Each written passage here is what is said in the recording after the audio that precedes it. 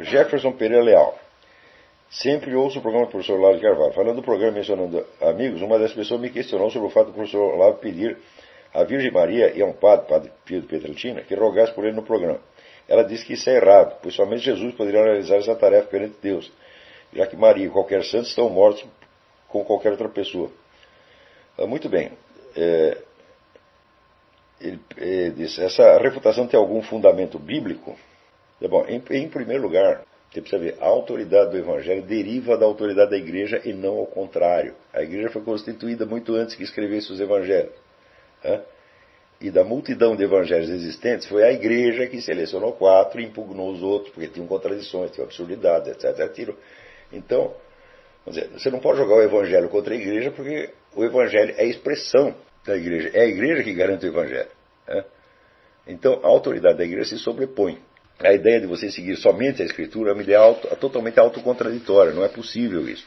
E, segundo lugar, a Igreja afirma que os santos intercedem. E a experiência o confirma. Você lê a vida do padre Pio de Pietrelcina. Olha, se eu rezasse para uma menina que não tem pupilas enxergar, ela não enxergaria, mas o padre Pio rezava e ela passava a enxergar. Quer dizer, Jesus Cristo tinha um preconceito a favor do padre Pio. Ele ouvia o padre Pio melhor do que com melhor disposição do que ouve a mim.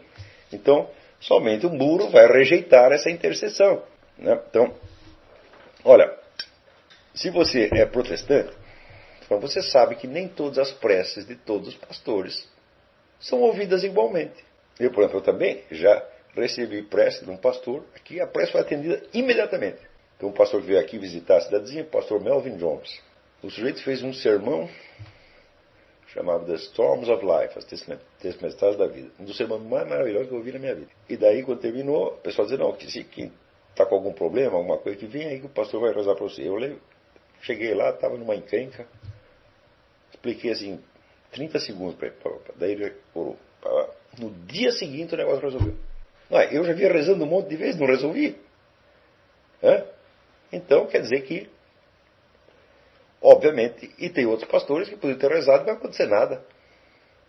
É isso? Então, vocês mesmo, não é questão de doutrina, é questão de experiência. Vocês têm essa experiência. Por que você vai no pastor e pede para o pastor rezar para você? Você nunca fez isso? Toda hora no culto eles fazem isso. Então, você acha que o seu pastor fulano é melhor que o fulano? Não, eu acho que o padre Pio é melhor que os dois. Você está entendendo? Então, quanto à Santíssima Virgem Maria, vamos dizer, ela já deu prova dela ser capaz de fazer algo melhor até do que orar por nós. Tá certo? Ela aparece, faz profecias se cumprem. Vamos dizer, a sucessão de milagres que acontece em Fátima, em Lourdes, etc., dá testemunho. Quer dizer, você não pode negar todas essas coisas. E você dizer, o diabo que está fazendo tudo isso. Ora, os chamados milagres demoníacos, isso aí é confusão. Os chamados milagres demoníacos, eles têm características físicas que os distinguem dos demais milagres. Então, é isso aí, você lê o livro do padre Adolphe Tanqueray, que é os fenômenos místicos contrastados com as suas contrafações humanas e demoníacas. Isso aí existe uma ciência já milenar, tá certo? Que tem, com toda a experiência da Igreja, consegue distinguir uma coisa da outra perfeitamente. Então, a possibilidade da confusão entre o milagre da Santíssima Virgem Maria e o milagre demoníaco é assim, para quem estudou o negócio, é inexistente. É fácil você distinguir uma coisa da outra. Note bem, o milagre, vai lá no site do Voegelinville, é .com.org, não lembro mais, voegelinville.com, e procura lá a minha aula, a transcrição da minha aula, o que é um milagre. Isso aí está respondido lá. Você vai ver por que essa confusão não é possível.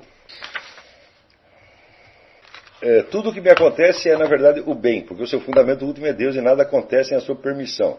Não, isso não é verdade, porque tem pessoas que fazem o mal.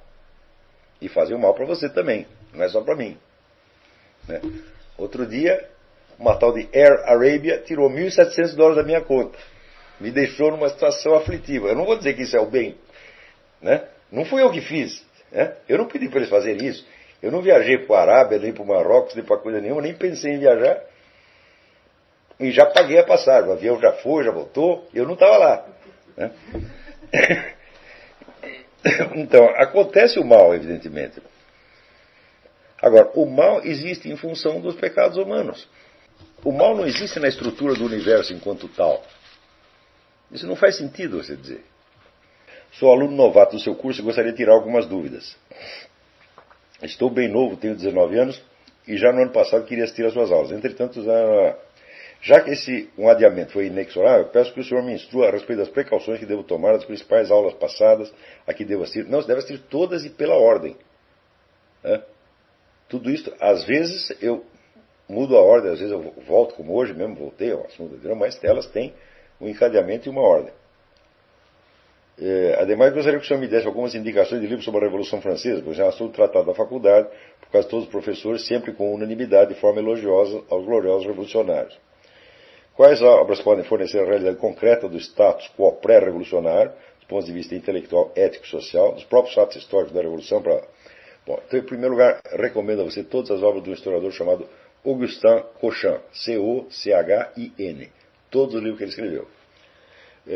Em segundo lugar, o livro do Pierre Gachot, G-A-X-O-T-T-E, A História da Revolução Francesa.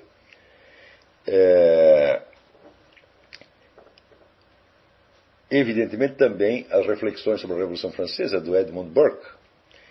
E, por fim, o livro que eu acho o melhor que já se fez a respeito, que é o do Hippolyte Taine, T-A-I-N-E, Origens da França Contemporânea. Ele dá, onde ali você tem pelo menos 400 páginas sobre o ambiente pré-revolucionário, sobre como era a sociedade na época. Então acho que com isso aqui já dá para você se virar durante algum tempo. Outra coisa, que pegaram o curso atrasado, aliás, atrasado, não tem atrasado, você pode pegar a qualquer momento. A ordem das aulas é muito importante. Se você está assistindo a aula presente e ao mesmo tempo está recompondo a partir da primeira, você vai ficar com dúvida, um monte de coisa, ótimo. Isso aí vai criar uma tensão, porque você não vai entender exatamente o que eu estou querendo dizer, mas esta tensão é preparação para a aula. Você tem uma expectativa quanto ao que vai acontecer na aula. Essa expectativa, quanto mais clara for, melhor para você. Mesmo que eu diga na hora uma coisa completamente diferente. Entendeu?